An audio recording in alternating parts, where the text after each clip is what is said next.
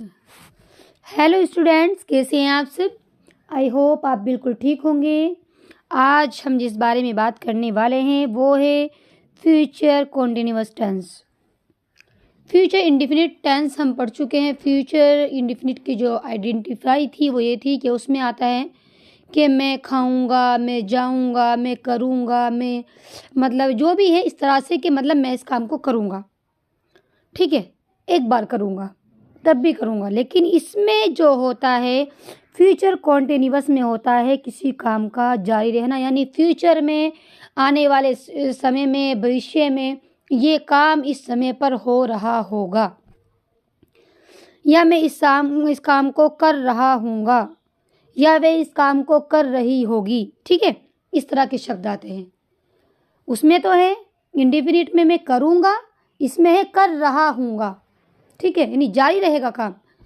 कर मतलब ये नहीं है कि मैं एक बार ही करूँगा, दो बार करूँगा, नहीं, ये काम जारी रहेगा, मैं कर रहा हूँगा। इस टेंस के वाक्यों के अंत में रहा होगा, रही होगी, रहे होंगे, रहा हूँगा आदि शब्द आते हैं। मतलब में ये है मैं इस काम को वो इस काम को कर रहा होगा, वे इस काम को कर रही होगी, वे इस काम को कर रहे होंगे, मैं इस काम को कर रहा हूँगा। इस तरह के शब्द आते हैं। ये दर्शाता है कि कोई क्रिया भविष्य में किसी समय पर चल रही होगी या जारी रहेगी, ठीक है। मतलब ये जो है फ्यूचर कॉन्टिन्यूअस जो टेंस होते हैं ये इस बात को दर्शाता है, ये दर्शाता है कि कोई क्रिया, कोई काम भविष्य यानी आने वाले समय में इस समय पर चल रहा होगा, ठीक है, हो रहा होगा या जारी होगा। इस तरह से ये होता है फ्यूचर कॉन्टिन्यूअस, ठीक है। फ्यूचर कॉन्टिन्यूअस मुझे लगता है कि आपको इसकी जो आइडेंटिफाई है वो अच्छे से समझ में आ गई होगी। मैं इस काम को कर रहा हूँगा, वो इस काम को कर रहे होंगे, वे इस काम को कर रही होगी, ठीक है। इस तरह के जो भी आदि शब्द होते हैं वो इस टेंस के जो वाक्य होते हैं उनके अंत में आते हैं। अब ये है कि फ्यूचर कॉन्टिन्यूअस टेंस भी तीन तरह के होते हैं, ठीक है। एक होता है अफर्मेटिव, यानी उसके सेंटेंस जो होते हैं, एक होते हैं निगेटिव, एक होते हैं इंट्रोगेटिव, ठीक है। अफर्मेटिव वही है कि जिसमें जो भी काम है वो पॉजिटिव हो, हाँ वाला हो। निगेटिव वो है कि जिसमें निगेटिव ना वाला हो। और इंट्रोगेटिव जिसमें कोई सवाल पूछा जाए, कोई प्रश्न पूछा जाए, कोई क्वेश्चन पूछा जाए, वो इंट्रोगेटिव होता है। तो अफर्मेटिव रूल, सबसे पहले हम अफर्मेटिव के बारे में बात करते हैं। अफर्मेटिव के जो रूल हैं, जब सेंटेंस को बनाते हैं तो सबसे पहले हमें उसके रूल्स का पता होना, रूल्स का की नॉलेज होना ज़रूरी है।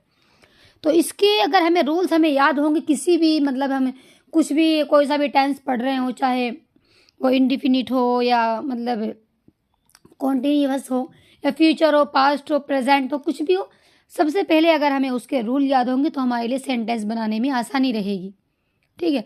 उसकी आइडेंटिफाई, उसकी पहचान और उसका रूल, ये दो चीज़ें हमें मालूम होनी चाहिए। तो सबसे पहले हम इसके रूल पर आते हैं। इसमें सबसे पहले सब्जेक्ट आता है, फिर विल या शेल में से कोई एक, प्लस बी, प्लस वर्ब की first form, plus ING, plus object, plus full stop, ठीक है।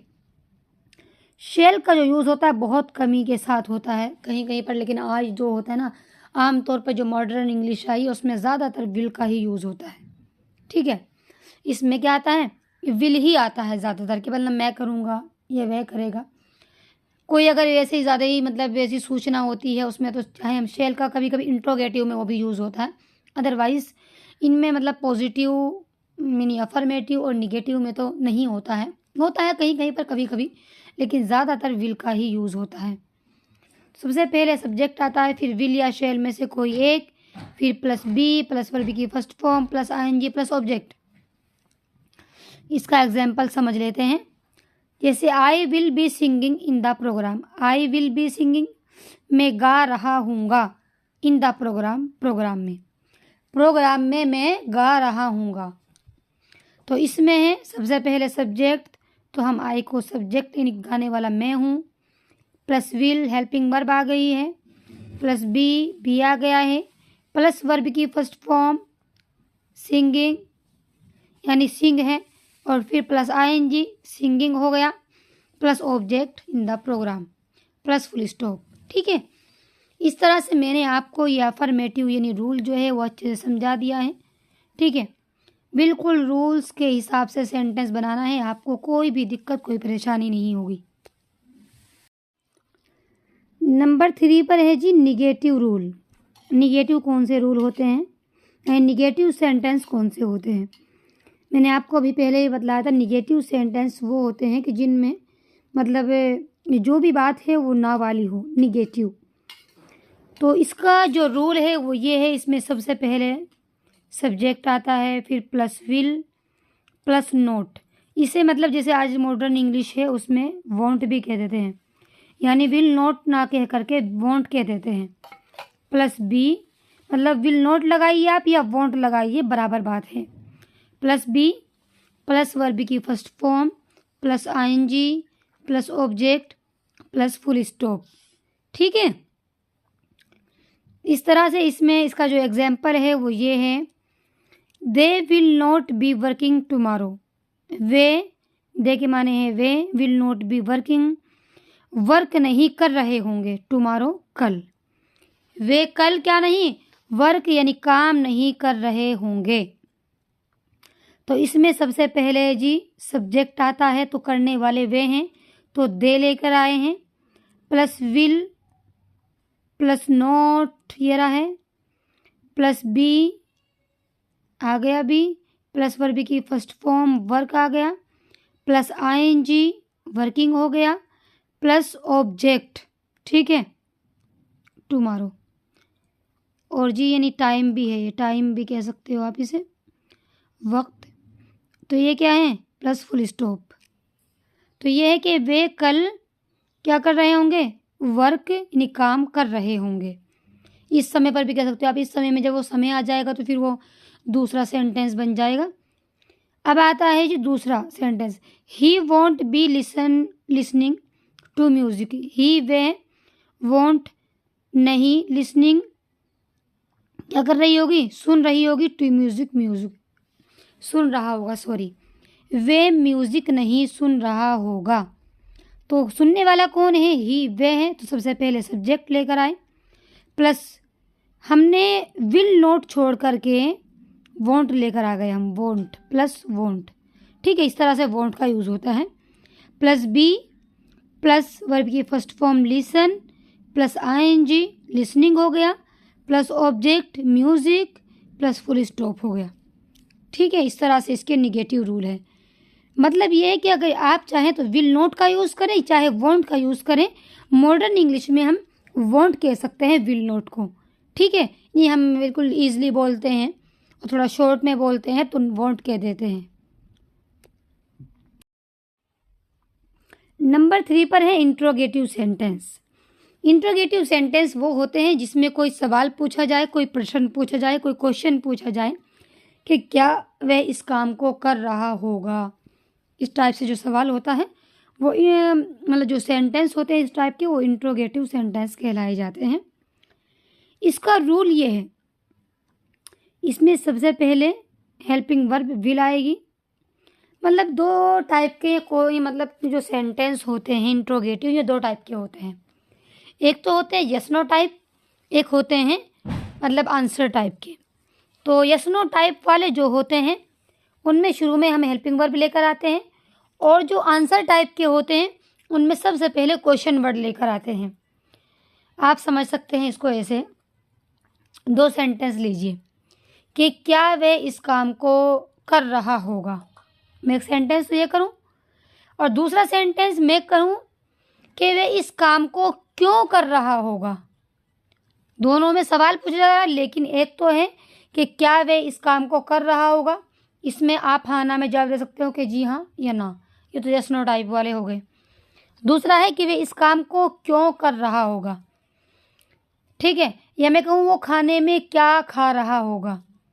ठीक है, तो इस तरह से मतलब होता है। या मैं कहूँ कि तुम कब आओगे, नहीं सॉरी ये वाला सेंटेंस में नहीं आएगा, वही इंडिफिनिट में चला जाएगा। तो इस टाइप से जो होता है ना, दो अब इनमें जिनमें बीच में जो क्वेश्चन वर्ड आ रहे हैं ना, क्यों, क्या, या कब आए, या कौन आए, तो ये होते हैं आंसर टाइप के। अगर मैं कहूँ कि वे इस काम को क्यों कर रहा होगा, तो आपको पूरा आंसर देना पड़ेगा कि भाई इसलिए वो इस काम को कर रहा होगा। ये आंसर टाइप का होगा तो आंसर टाइप में आप पहले क्वेश्चन वर्ड लेकर आते हैं और यस नो टाइप वाले में हम पहले हेल्पिंग वर्ब लेकर आते हैं। तो इसमें हेल्पिंग वर्ब आ गई। अगर यहीं पर ही यस आंसर टाइप का होता तो हम सबसे पहले इसमें क्वेश्चन वर्ड लेकर आते हैं। क्यों? क्वेश्चन वर्ड, फिर उसके बाद प्लस विल आता। क्वेश्चन वर्ड आता सबसे पहले, ठीक है। सबसे पहले क्वेश्चन वर्ड, फिर प्लस विल आता, plus subject, plus be, plus verb की first form, plus ING, plus object, plus question mark, ठीक है। लेकिन अगर होता यस नो टाइप वाला है, मतलब ये मैंने बनाया हुआ ही है, इसमें सबसे पहले हेल्पिंग वर्ब विल आता है, इसमें क्वेश्चन वर्ड नहीं आता है, फिर इसमें सब्जेक्ट, फिर पूरा सेंटेंस ऐसे ही होता है। तो सबसे पहले हम इसको समझ लेते हैं। इसमें सबसे पहले will Sanjay B buying the fruit, क्या संजय फ्रूट्स यानी फल खरीद रहा होगा? क्या संजय बाइंग खरीद रहा होगा द फ्रूट्स फ्रूट? तो आप इसमें सबसे पहले हम क्या संजय फ्रूट्स खरीद रहा होगा, तो क्या है? यस नो टाइप वाले हैं तो हम इसमें हाँ ना का जवाब दे सकते हैं। तो इसमें सबसे पहले हेल्पिंग वर्ब विल आ गई, प्लस सब्जेक्ट संजय हो गया, प्लस बी आ गया, प्लस वर्ब की first form buy, plus ING buying हो गया, plus object fruits, plus question mark, ठीक है। उसके बाद दूसरा sentence, will they not be cleaning house, will क्या दे वे नॉट बी क्लीनिंग सफाई नहीं कर रहे होंगे, हाउस घर की, क्या वे घर की सफाई नहीं कर रहे होंगे? तो ये मैंने बनाया है निगेटिव में। इंट्रोगेटिव में जब कोई ना वाला क्वेश्चन पूछा जाए तो इसमें सबसे पहले हेल्पिंग वर्ब आती है, जैसे ये आ गई है, फिर सब्जेक्ट आता है, जैसे ये आ गया। सब्जेक्ट के बाद यहाँ पर नोट आता है, इसमें यहाँ बी के और सब्जेक्ट के बीच में, ठीक है, नोट आता है, नोट। तो नोट लगा दिया हमने, प्लस बी, प्लस वर्ब की first form clean, plus ING cleaning, plus object house, plus question mark. ये हुआ इतना कंप्लीट। यहीं पर अगर ये होता क्वेश्चन वर्ड वाला सेंटेंस होता तो यहाँ पर पहले क्वेश्चन वर्ड लेकर आते हम, फिर पूरा सेंटेंस वैसे ही आता, ठीक है। बस क्वेश्चन वर्ड वाले जो हमारे सेंटेंस होते हैं उनमें इतना फ़र्क होता है, उसमें सबसे पहले क्वेश्चन वर्ड आता है, फिर हेल्पिंग वर्ब, फिर पूरा सेंटेंस वैसा ही रहता है। आई होप आपको ये वीडियो मतलब समझ में आ गई होगी, ठीक है। वीडियो अच्छी लगी हो तो लाइक करें, सब्सक्राइब करना बिल्कुल ना भूलें।